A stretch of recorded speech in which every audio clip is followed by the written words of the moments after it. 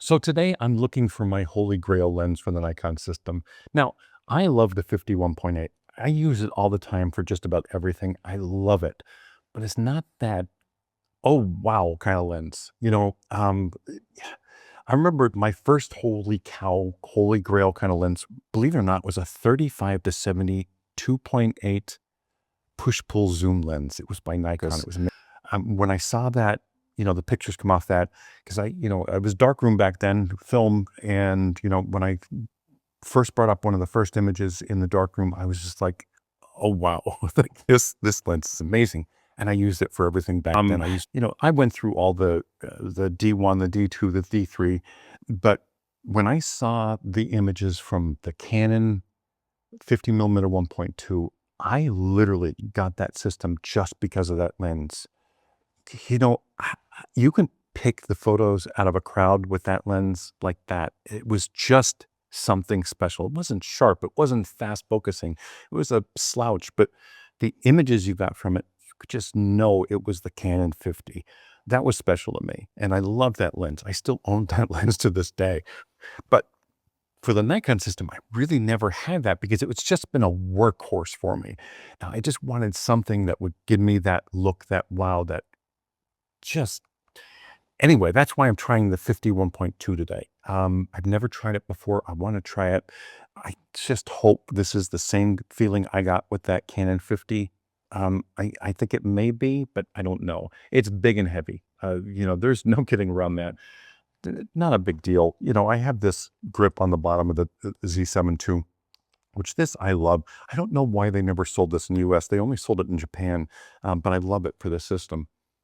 I'm using a reflector, the ice lights, simple setup, just to see how this lens does, see how it focuses, and see if the images make me go, yeah, that's the one. Anyway, let me know what your Holy Grail lens is. It doesn't matter what system. Every system has that one lens that everybody goes, yeah, that's the one. That's like, what's your Holy Grail lens? Just the one for whatever system you're shooting on. I would love to hear it. And I'm sure a bunch of other people would like to go, okay, yeah, I get that. Anyway, thanks for watching as always. Let's get to the shoot and see how this lens does for me, for me personally. Thanks for watching. No matter how many reviews you read, no matter how many YouTube videos you watch, that personal Holy Grail lens that is that one for you, the only one that can determine that is you. And it doesn't matter about specs or the focal length or the aperture. It's just that lens that gives you that feeling. And finding it is the most special thing in the world. Once you find that lens, everything else disappears. The Canon 51.2 was that kind of lens for me back in the day. And it could be because of the, time period where there was just nothing else like it on the market for any other system. I mean, obviously, Leica had the Noc Deluxe, which was, $8,000-$10,000 back then. So it was out of reach. It wasn't even a consideration for me back then. But the Canon was, so I tried it and just fell in love. And again, when you saw those pictures back then, you just knew it was that lens. And I haven't had anything that special since then.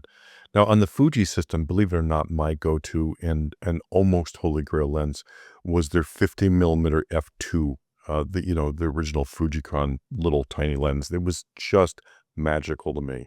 It wasn't near the level of the 51.2 from the Canon, but it was really close, and I just love the images from it.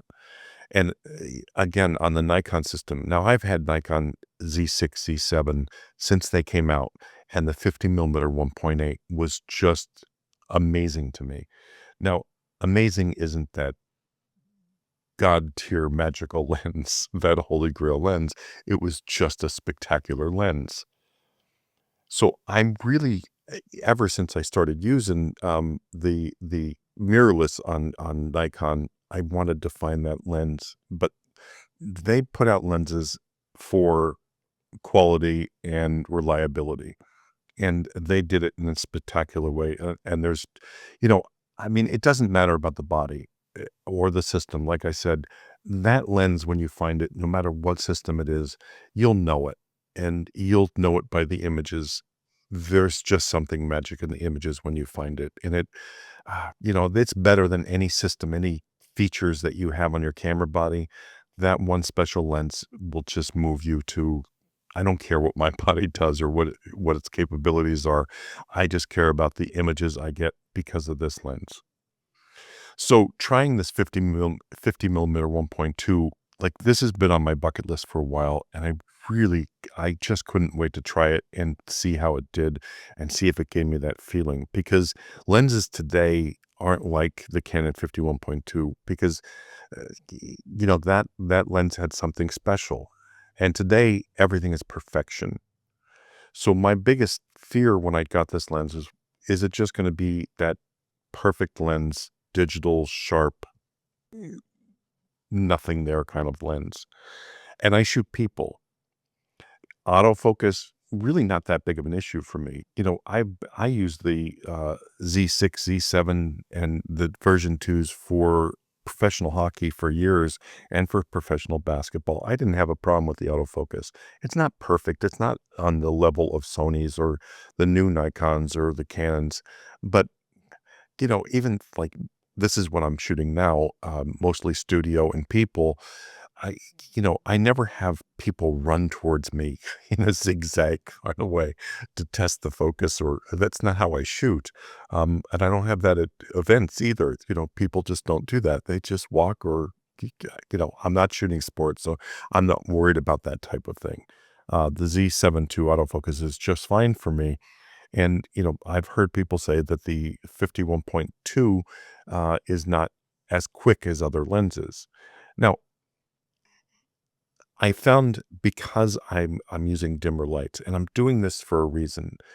I chose to use LEDs, dimmer situation, to test this lens as far as the autofocus and how I'm going to be using it in real world scenarios. So if I use this for a job, is the autofocus going to bother me, or will it slow me down to a point where it's uncomfortable? And it didn't. When I first started using it, it would pick up the eye, but if I'm a little back further, it would just pick up the face. So that was a little concerning to me. But then as I used it more and more, I became more comfortable with the lens and got to know it just a little bit more, and what its strengths and weaknesses are. The next thing is, on the back of the screen, I really couldn't tell. You know, um, there wasn't that point of, oh my God, this is spectacular, because I'm shooting a white backdrop in a studio. There's nothing here to say, oh, I love that rendering, because it's a white backdrop. But when I pulled them up on the iPad, I noticed the skin, and the skin is not digital. It is this, it's just not over digital, but the lens is sharp at 1.2. Now, I shot every image in this first shoot at 1.2 because I know this lens is going to be spectacular stop down. That's not what my goal is here. My goal is to find that lens that I can go wide open and get that beautiful rendering, and that look and that feeling, and then I can stop down and get those perfect images every time.